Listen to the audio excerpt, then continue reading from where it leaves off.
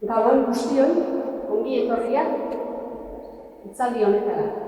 Buenas noches, bienvenidos, bienvenidas a este encuentro diferente. Sin esperarlo, pues nos hemos encontrado que le tenemos aquí a Santiago Agrelo. Santiago es conocido por nosotros, por la Pastoral de Personas Migradas de la Diócesis de San Sebastián. Para nosotros es un viejo amigo, ¿verdad? Santiago. Ongi etorri, bienvenido. Podemos hablar de muchas cosas. Uno dice, ¿yo qué hablo de Santiago? ¿No? ¿Qué hablo de nuestro amigo Agrelo? ¿Y qué puedo decir? Les decía a unos amigos. Pues eso es fácil, mira. Tú di que huele, que es un pastor que huele a oveja. Que ha estado implicado en el reparto directo de la comida en el bosque, en el monte Gurugú, de la provincia de Nador, que ha acompañado muchas veces en la valla, muchas veces le hemos visto, ¿verdad? Que ha acompañado a la gente, que ha sufrido con la gente, que ha estado con la gente, llorando, estando, padeciendo con ellos y con ellas. Cuando nuestros hermanos han sido perseguidos, él, como arzobispo, ha abierto las puertas de la catedral de Tánger. Tremendo, Tremendo. Eta hirurogeita hamabost urte zituela, bere utzibeharrak izan zituen, hartzai utzibeharreko lanak izan zituen, eta gaur dago jubilatuta Santiago Compostelan dago. Y a todos nos llega la hora de coger otros hábitos, no el del franciscano, que ya lo tiene, el coger otras actividades, y le llegó la hora de la jubilación. Y hoy está trabajando en Santiago de Compostela, en los Joyanos de la. Y Marcia ahora nos va a hacer un currículum así un poco sencillito de quién es Santiago Agrelo. Yo he dado unas pinceladas por dónde han dado. Nos hemos encontrado allí unas 3 veces, en Tánger, en Rabat, en Ceuta, y ha sido una gozada verle cómo le querían tantos migrantes y no migrantes, y tantas personas que trabajan alrededor con él. Bueno, pues, ¿quién es Santiago? Santiago Agrelo Martínez, hijo de Santiago y Teresa, nació en Asados, municipio de Riancho, provincia de A Coruña, diócesis de Santiago, el 20 de junio de 1942. Estudió Humanidades en el Seminario Franciscano de Herbón, desde el 53 al 58. Hizo el noviciado en el Convento Franciscano de San Francisco de Santiago, desde el 58 al 59, y luego es nombrado arzobispo de Tánger por el Papa Benedicto XVI el 11 de abril de 2007.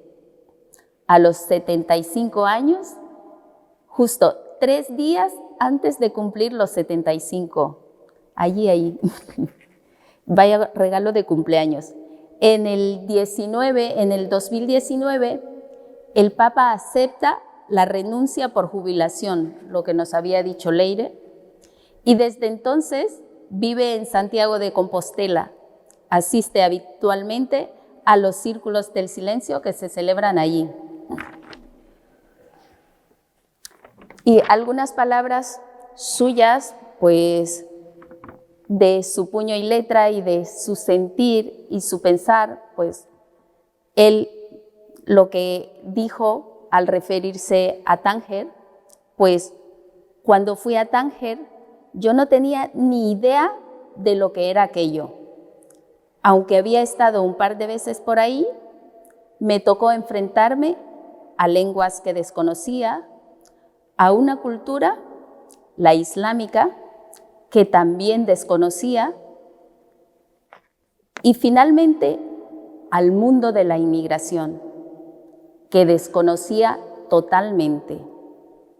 Yo comprendo muy bien a la gente en España que ve a los migrantes como extraños y casi como un estorbo.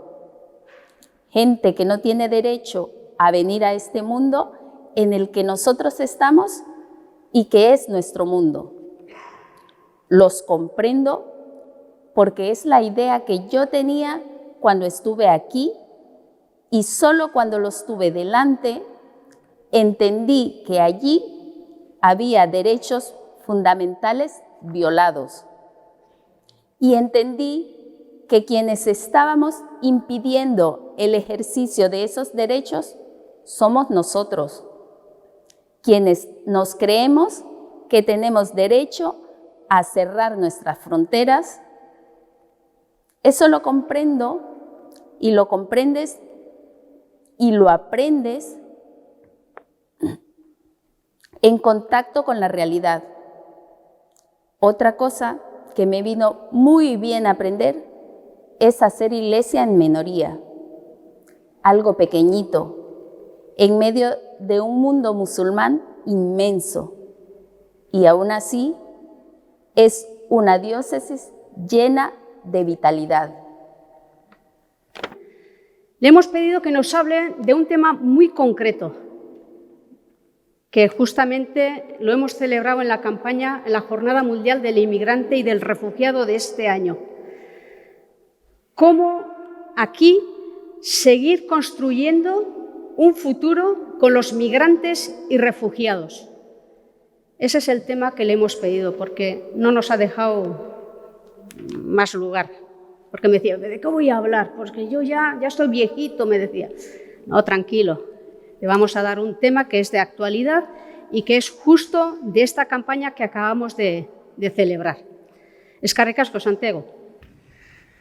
Buenas noches a todos, a todas. Construimos un futuro con emigrantes y refugiados.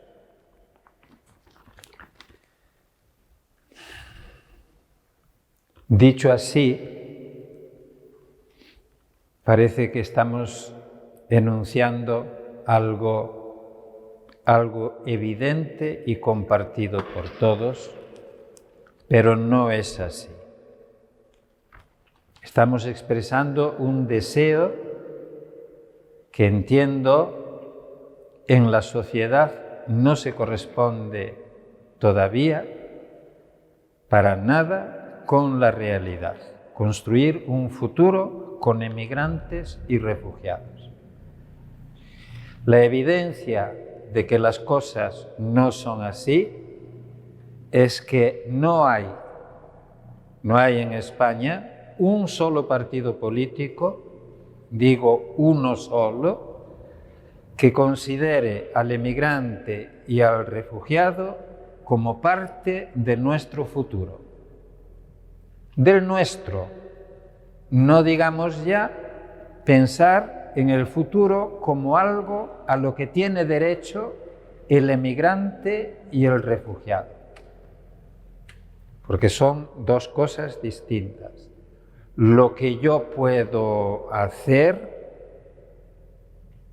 para que el emigrante y el refugiado se integren en la vida de la sociedad a la que yo pertenezco, en último término, eso representaría también una ventaja para mí. Y lo que yo puedo hacer para que el emigrante y el refugiado tengan un futuro al que tienen derecho. Ninguna de estas cosas es hoy parte ni del ideario político, ni tampoco de la conciencia religiosa, en este caso de los cristianos, de los católicos. Si he encontrado en el camino de acercamiento a los emigrantes y de propuestas para el futuro de los emigrantes, si he encontrado oposición, ha sido sobre todo dentro de las comunidades eclesiales, curiosamente. De ahí que este título, Construimos un futuro con emigrantes y refugiados, representa un deseo no una realidad. Y el deseo, visto que les hablo a ustedes aquí esta noche, el deseo es que cada una de las personas que aquí hoy estamos vuelva a su casa con la conciencia de que tiene una responsabilidad con este mundo concreto, que es un mundo de pobrezas extremas, el de los refugiados y el de los emigrantes, que tenemos una responsabilidad concreta con ellos y que esa responsabilidad es personal, que yo no voy a esperar para comprometerme con el mundo del emigrante y del refugiado, no voy a esperar, no puedo esperar que lo haga el partido político, ningún partido político, porque para empezar no lo van a hacer. Y no se trata ya solo de los partidos políticos en España, es que se trata de Europa, se trata en general de la política migratoria de casi todos los países. Y esto me lleva a proponer aquí un tema que va derecho a la conciencia personal. No me puedo dirigir a colectividades, sería absolutamente inútil dirigirme a la conciencia personal para ver qué es lo que cada uno de nosotros puede hacer, o si hablamos desde la fe, lo que cada uno de nosotros está llamado a hacer con relación al mundo de la emigración y del refugiado. Entonces, el título que yo le di a esta reflexión es «Soñamos el sueño de Dios». Hacer de la tierra la casa de todos. Creo que esto para el Papa Francisco se ha transformado como un motivo concreto de insistencia y de actividad en sus discursos, en sus palabras, supongo que en sus oraciones y supongo que hasta en sus sueños. Hacer un mundo de hermanos.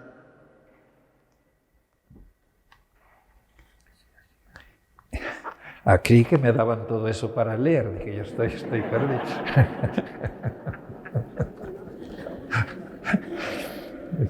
Era un imprevisto total.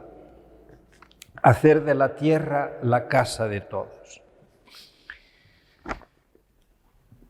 Ese sueño de Dios al que hace referencia el título de la reflexión ha de entenderse como algo que Dios sueña estando despierto, algo que Dios desea ardientemente y que por lo tanto se supone que es parte de nuestro credo, de nuestra fe, algo por lo que Dios lucha con tenacidad desde la creación del mundo, el que la tierra sea de todos. Como veis, a Dios le llamamos todopoderoso, pero por lo visto en estas cosas muy poderoso no parece que sea. Resulta que el poder de Dios lo ha dejado todo en nuestras manos y no parece que a lo largo de la historia nosotros a Dios le hayamos facilitado la realización de sus sueños. Y vamos a ver si algo de responsabilidad tenemos en eso o no. Dios sueña con hacer de la tierra la casa de todos. Me pregunto quién es el sujeto de ese hacer. Dios sueña con hacer. Y pudiéramos pensar que se trata de que el sujeto es Él. Dios sueña con realizar Él mismo ese sueño, pero va a ser que no. El sueño de Dios es que el hombre haga de la tierra la casa de todos. Es que nosotros hagamos de la tierra la casa de todos. Y me pregunto también lo que significa la palabra casa cuando la utilizamos en este contexto. La acepción que parece más sencilla y más al caso es la del lugar en el que se puede habitar.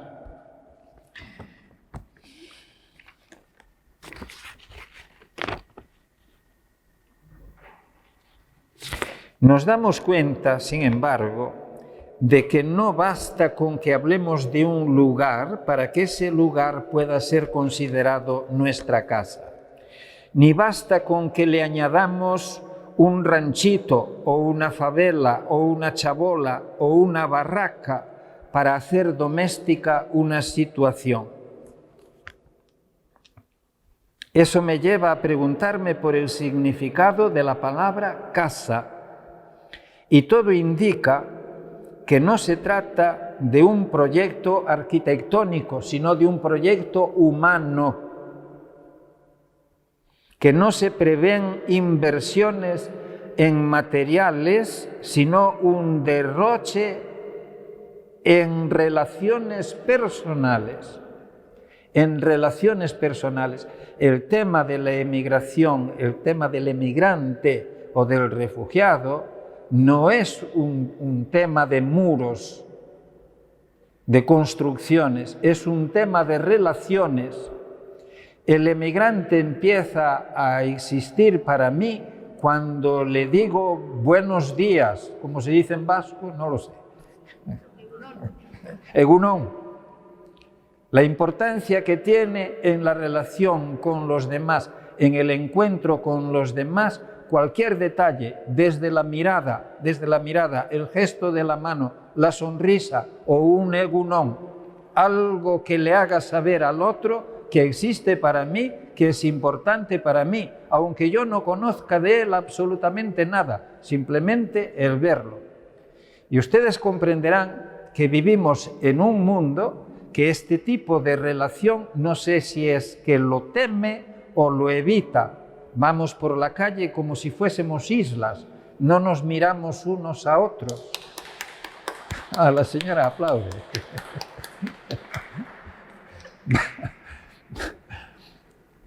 Ay, a ver, vaya lío en que me he metido. Entonces, la importancia de considerar al otro en su dignidad como persona. Nos hemos acostumbrado, voy a recuperar la lectura. Todo indica que no se trata de un proyecto arquitectónico, sino humano. Se trata de un derroche personal en las relaciones. Todo lo demás sobre el significado de la palabra casa he de ir identificándolo con ustedes a lo largo de la reflexión de esta noche. No les garantizo el carácter científico de nada. Esto va a ser una reflexión personal, casi una meditación, un acercamiento a nuestro mundo de fe, pero con vistas a que cada uno de nosotros asuma en la vida una actitud que le permita ser acogedor con todos los demás. Intento solo que esto sea, pues eso, una aproximación afectuosa a los sueños de Dios. Los corredores de la muerte. Nos hemos acostumbrado a su presencia. En realidad, somos nosotros quienes los hemos construido. Los consideramos estructuras necesarias para protegernos del miedo. Los hacemos cada vez más largos y más oscuros. Digamos que esto que llamo corredores de la muerte son la antítesis de la casa de todos, son su negación. Los hay legales y democráticos, corredores en los que hombres y mujeres condenados a muerte esperan el momento de la ejecución. Hay muchos.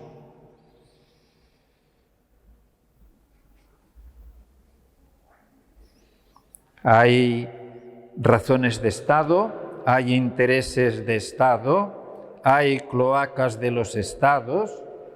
Imagínense el corredor de la muerte que supone, y es un corredor legal, absolutamente legal, ese que lleva a miles de personas a dejar la vida en los desiertos de África, a estropear la vida delante de vallas, muros, fosos, tecnología que democráticamente ponemos entre los pobres y el pan. Y esos pobres no es que simplemente van a tener dificultad para acceder al pan, es que sabemos que morirán intentando comer y morirán a miles, a miles. Esos corredores de la muerte que pasan por el desierto del Sahara o en el Atlántico entre África y Canarias o en el estrecho de Gibraltar o entre Argelia y Almería en el mar de Alborán, esos corredores están justificados e interiorizados en nuestra conciencia como lo más legítimo, lo más natural, lo más normal. Dice, ¿de qué nos protegen? Supongo que nos protegen del miedo. ¿De qué miedo? El que la política, los medios de comunicación nos llevan a intuir, imaginar o crear. Es el miedo a las mafias, el miedo a la delincuencia, el miedo a no sé qué. Esos corredores de la muerte se llevan por delante a miles de personas sin que nadie entre nosotros se sobresalte, que esto es lo más curioso. En una sociedad como la nuestra, donde la muerte de 5 perros en el mismo lugar daría lugar a una hecatombe nacional, si se mueren 5.000 emigrantes, no pasa nada. Más oscuros aún resultan los corredores de la muerte que todos parecemos tolerar y bendecir, o al menos ignorar. Dice, 828 millones de personas en el mundo están subalimentadas. La malnutrición causa el 45% de las muertes en los niños menores de 5 años. 3 millones de niños cada año, más de 3 millones de niños cada año.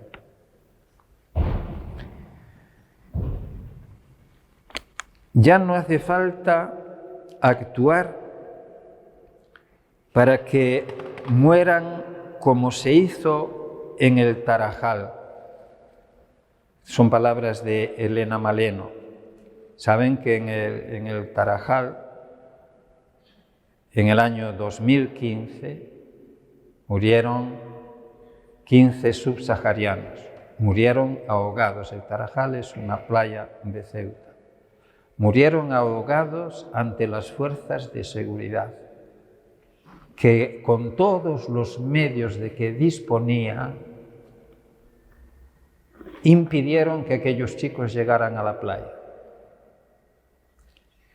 Si cualquiera de ustedes o yo, en una playa o en una carretera, se encuentra con un joven, un chico o una chica, que están en una situación de peligro, o están heridos, o están en peligro de ahogarse, y no les prestan auxilio, seguramente que cargarían con eso en la conciencia, cargaríamos con eso en la conciencia toda nuestra vida.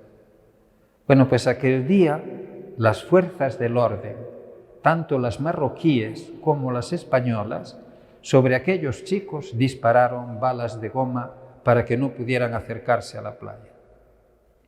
Y 15 murieron ahogados. Y los tribunales españoles en diversas instancias declararon que las fuerzas del orden no tenían en eso responsabilidad ninguna. Ninguna. ¿Saben lo que es responsabilidad ninguna? Ni las fuerzas del orden, ni los representantes, los responsables políticos. Nadie. Los únicos responsables, los que murieron. Ya no hace falta actuar para que mueran como se hizo en el Tarajal. Ahora simplemente les dejamos morir. Así ha resumido la periodista y experta en migraciones Elena Maleno, portavoz de la organización Caminando Fronteras, en qué consiste la necropolítica en las fronteras, que se está aplicando en Europa, también en España, destino de una ruta migratoria que se ha tragado las vidas de 1.020 personas migrantes. Este dato es desde 2018 hasta el primer cuatrimestre de 2019. La cita estaba tomada de ese tiempo. Son más de 1.000 las víctimas del crecimiento de políticas para generar muerte en la frontera occidental europea. Unas muertes de las que solo hay constancia real, dice, de 204, que este es otro de los dramas de la frontera, que ni siquiera sabemos cuántos mueren. ¿Se imaginan el escándalo que supone que la tragedia del 24 de junio? Han pasado meses y meses desde aquella tragedia. Que no sepamos todavía cuántas personas murieron allí. Que continúe facilitándose el número 23 como dato facilitado por la policía marroquí, es decir, murieron 23. Mientras las organizaciones no gubernamentales hablan incluso de más de 70 muertos aquel día junto a la valla de Melilla. Así que meses después, en un Estado como el Estado español, que dispone de todos los medios para saber lo que pasa en tu alcoba, que no podamos saber todavía cuántas personas murieron aquel día, ni dónde murieron, si murieron en el lado marroquí, si murieron en el lado español. ¿Esto qué quiere decir? Que aquellas personas no son consideradas personas, son consideradas cosas que cayeron allí a un lado u otro de la valla aquel día, como cosas fueron amontonadas, como cosas fueron retirados y como cosas fueron tratados y continúan siendo tratados. Y si en estos días representantes del Parlamento se acercan a Melilla para saber qué pasó allí, no es para ver qué se puede hacer con los emigrantes que padecieron aquel abuso, aquel atropello, sino que es para ver qué ventaja puede sacar cada uno para el propio partido, cómo puede meterle el dedo en el ojo al del partido de al lado y cosas por el estilo. El que continúa siendo ignorado, olvidado, el que continúa sin existir es el emigrante, es la víctima. La ausencia de los cuerpos de los emigrantes desaparecidos, ya se trate en el desierto, ya se trate en el mar, la ausencia de sus cuerpos invisibiliza el relato de violencia que llevó a su desaparición y crea profundas brechas en las vidas de sus familias y en las comunidades de origen. Con todo, la creatividad para inventar corredores de la muerte no se agota en los que hemos señalado. Que alguien cuente, si puede, los niños de la guerra, los niños de la basura, los niños y niñas en las redes de trata, los niños explotados en trabajos de adultos, las mujeres esclavizadas en redes de prostitución y de trata.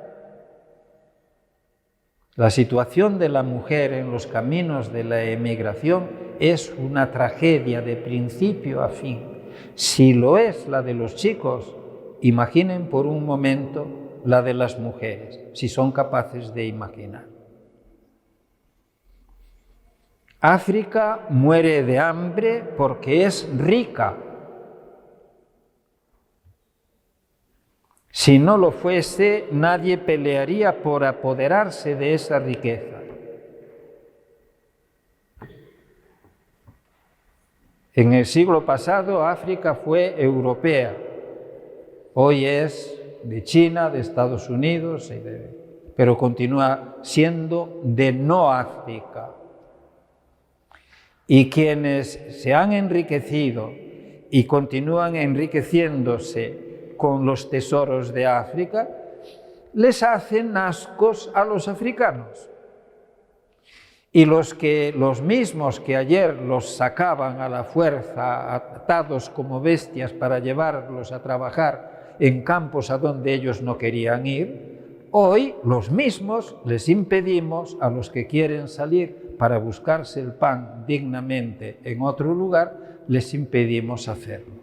Es decir, los esclavistas de ayer continuamos siendo esclavistas de hoy. Como comprenderán, ese no es el sueño de Dios, ese es el nuestro.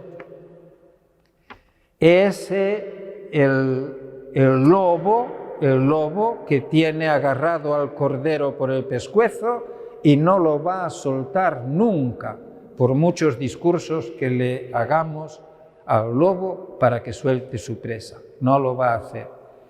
El dinero no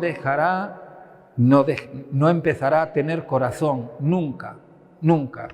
Entonces, de ahí la reflexión de esta tarde, que es: Dios soñó las cosas de otra manera, y se supone que para nosotros va a ser responsabilidad personal hacer las cosas de otra manera. Dios soñó una tierra paraíso.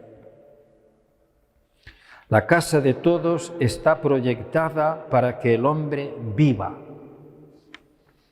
Está pensada para proteger la vida, para gozar de la vida, para respetar la vida, para favorecer la vida.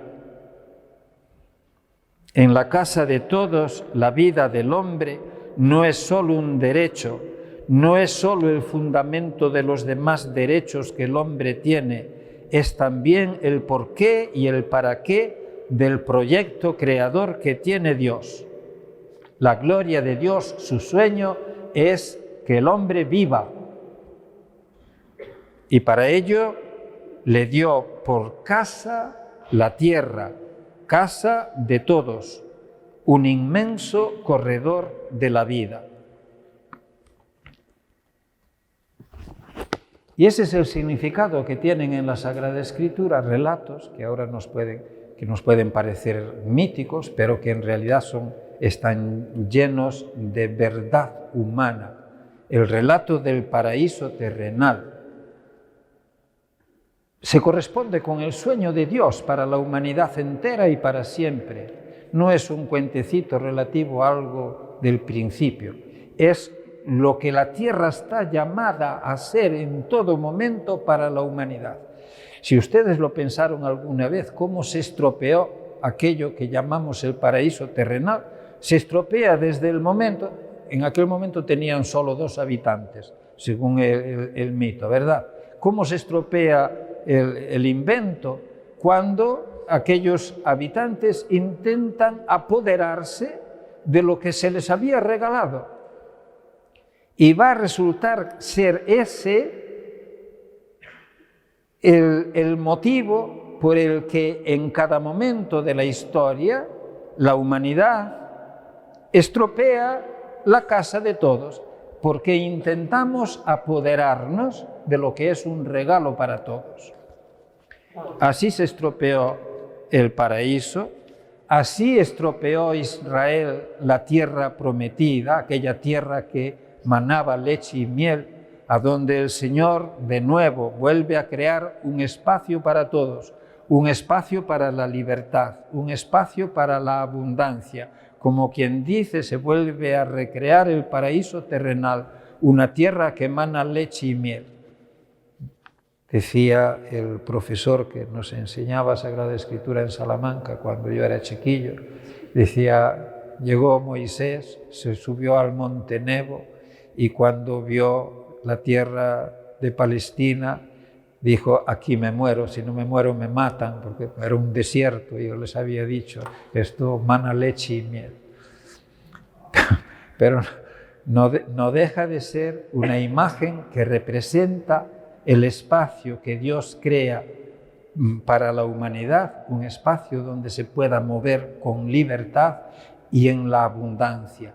Y esos espacios se estropean siempre en nombre de la voluntad de poseer.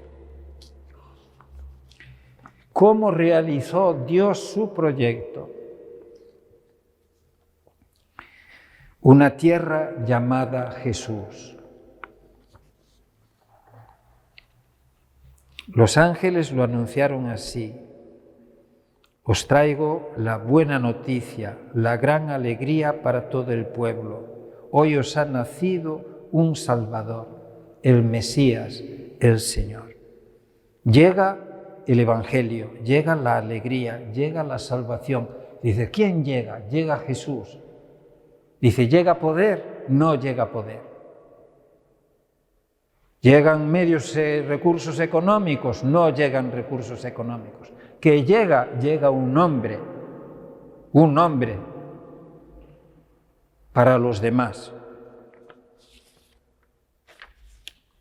Ese niño es luz destinada a alumbrar a todos los pueblos, es gloria para Israel, es paz para quien lo espera, lo reconoce, lo recibe y lo agradece.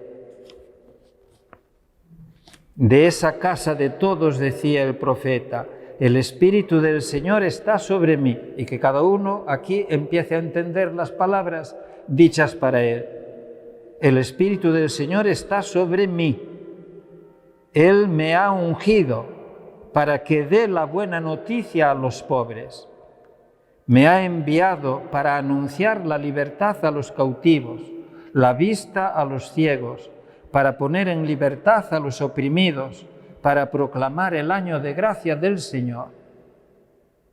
Es una responsabilidad personal.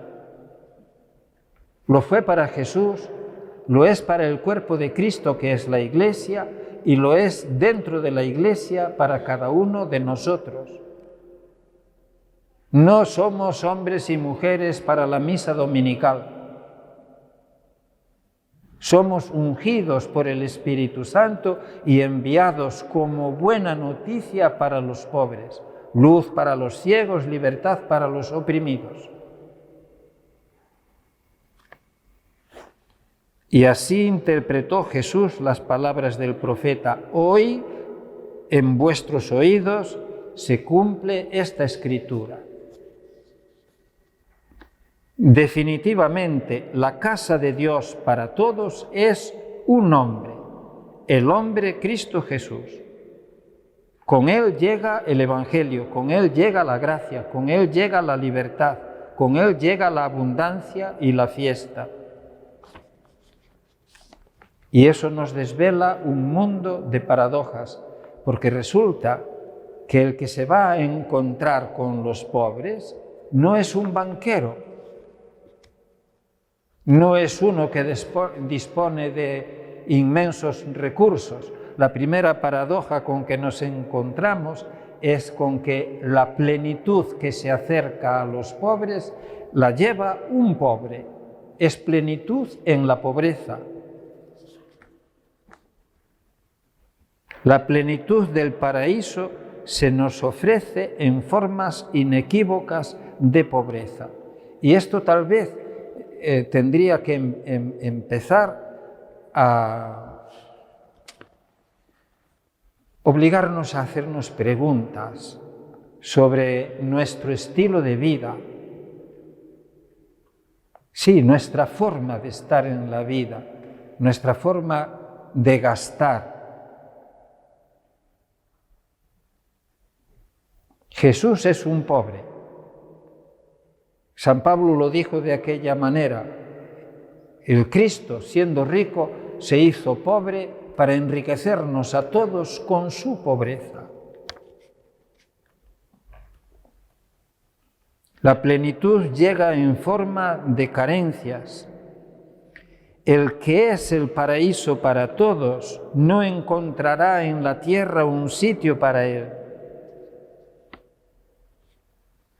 Me pregunto si esa falta de sitio es una condena, es una fatalidad o es una opción. Y algo me dice que es sobre todo una opción.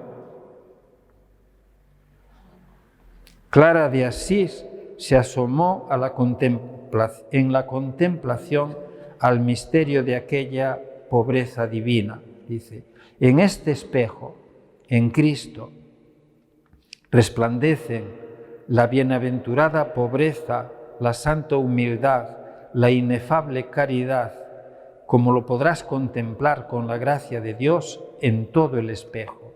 Mira atentamente en el comienzo de este espejo a la pobreza de aquel que fue colocado en un pesebre.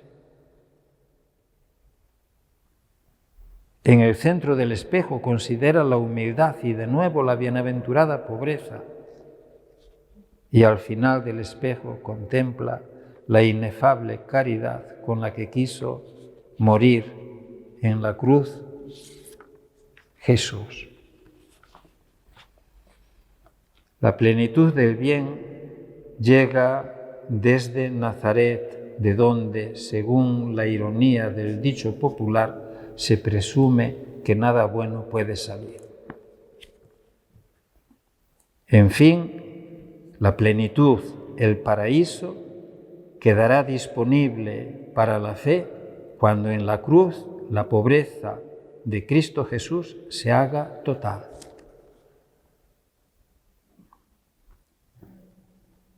Nadie piense, sin embargo, que la pobreza tiene poder para devolvernos al paraíso perdido. De él salimos por desobediencia y solo la obediencia puede devolvernos allí.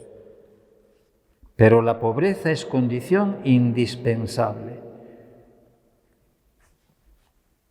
Algunos se escandalizan de la cruz de Cristo y temen ponerla en relación con nuestra redención.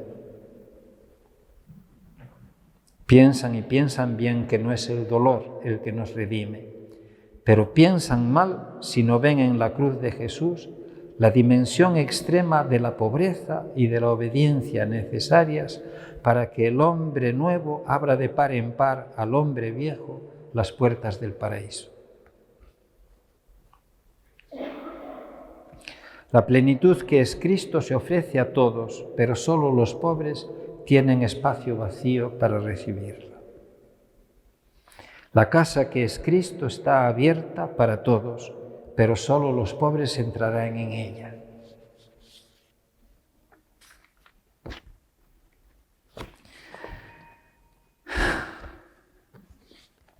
La Iglesia, casa de todos.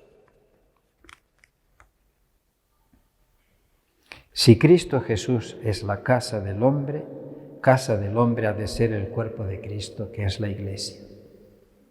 Aquí tenemos que darle una vuelta a muchísimas cosas. Nos hemos inventado una iglesia de ritualidades, no sé si de magia.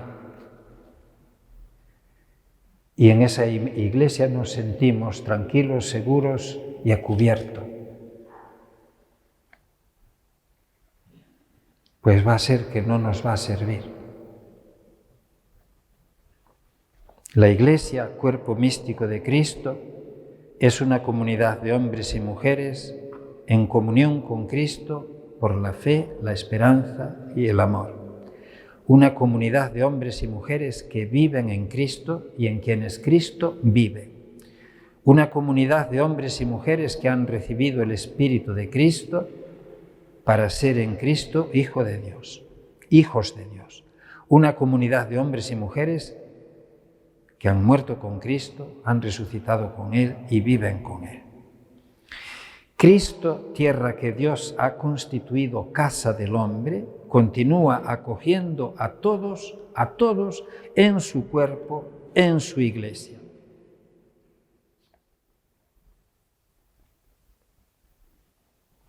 Alguien pudiera pensar que la Iglesia, para ser casa del hombre, ha de ser algo así como el Fondo Monetario Internacional o un banco de alimentos. Pues va a ser que no. La Iglesia ha de ser evangelio para todos, buena noticia para todos.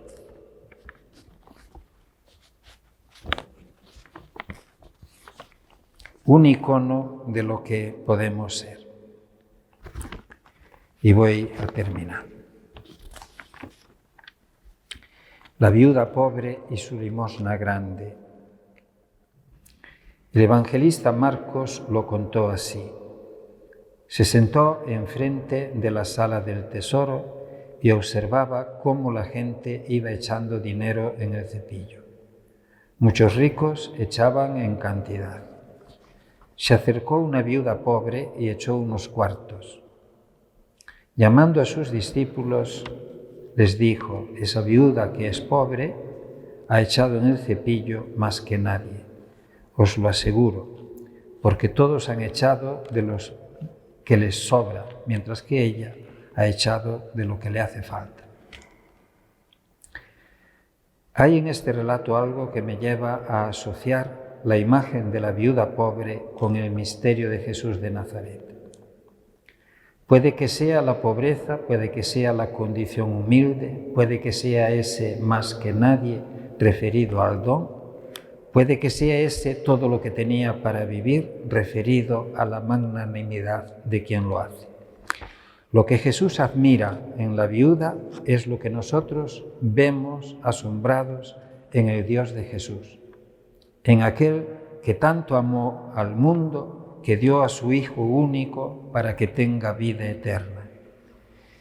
Y es también lo que contemplamos en Jesús, el Hijo de Dios que nos amó hasta dar la vida por todos.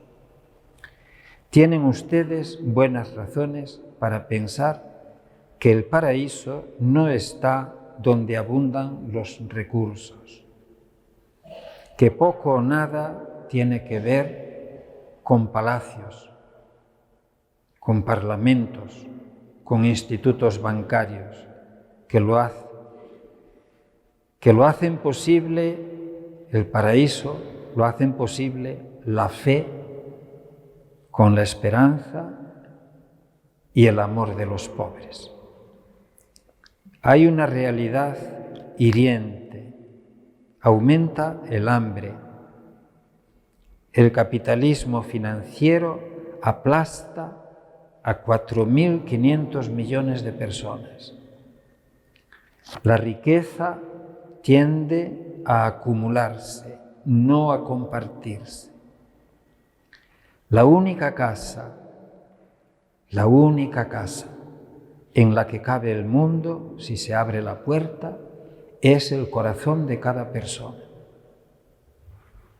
Y esto es lo que me gustaría que se llevase, aunque solo fuese eso, cada uno de nosotros esta noche. La única casa en la que cabe la humanidad entera es el corazón de cada persona. Por si alguien no lo hubiese entendido, les pondré delante de los ojos a una viuda pobre que ha echado su vida en el cepillo del templo. La Madre Teresa no era una rica de nada. Vio a Cristo en todas las personas, sin preguntar a nadie ni por su pasado, ni por sus creencias, ni por sus ideas, ni por nada. Era un ejemplo vivo de casa de todos, casa de todos.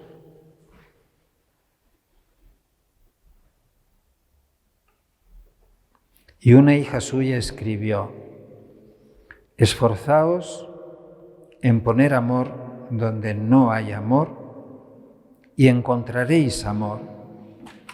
Esforzaos en poner paz donde no hay paz y encontraréis paz. Es decir, que todo termina por ser responsabilidad nuestra, personal.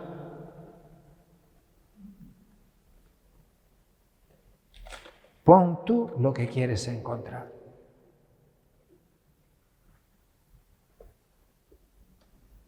Es manifiesto que la casa de todos nadie la va a encontrar hecha.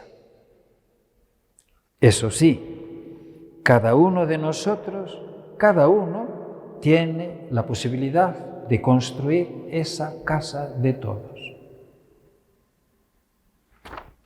Díganse cada uno a sí mismo cuánta humanidad cabe en su corazón.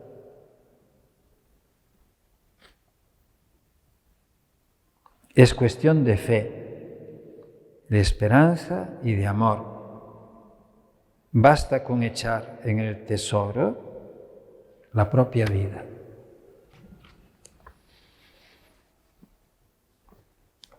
Otro icono sugerente de esa casa de todos es la Eucaristía. Sea que consideres la pobreza de la asamblea eucarística, la pobreza de los dones presentados para la Eucaristía, la humildad de la forma en que se nos ofrece el Hijo de Dios. Hoy nos hemos acercado todos, hemos levantado la mano y así se nos ha ofrecido. Y era el Hijo de Dios, el Cristo, el Salvador, la vida eterna.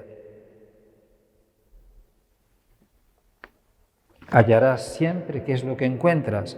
Hallarás siempre plenitud en la limitación. Abundancia, encuentras el cielo, en los dos reales de tu vida y de tu ofrenda. Y toda la gloria del cielo memorizada en el pan de tu Eucaristía.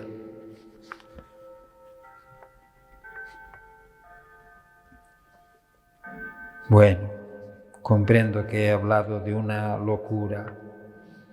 Sí. Ni yo mismo,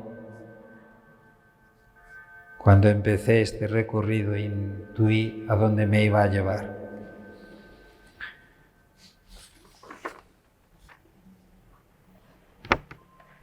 Se suponía que hablaría de construir un futuro para emigrantes y refugiados, pero no he llegado a tiempo a eso. Seguramente habrá que hacerlo, pero tal vez era necesario poner antes como fundamento algo de lo que he dicho esta tarde. Que todas las iglesias nos apresuremos a hacer realidad el sueño de Dios, levantar una casa en la que quepa la humanidad entera. Puede que no les parezca tan mal la cosa si les digo que la casa que Dios ha soñado para todos es cada uno de nosotros. Gracias.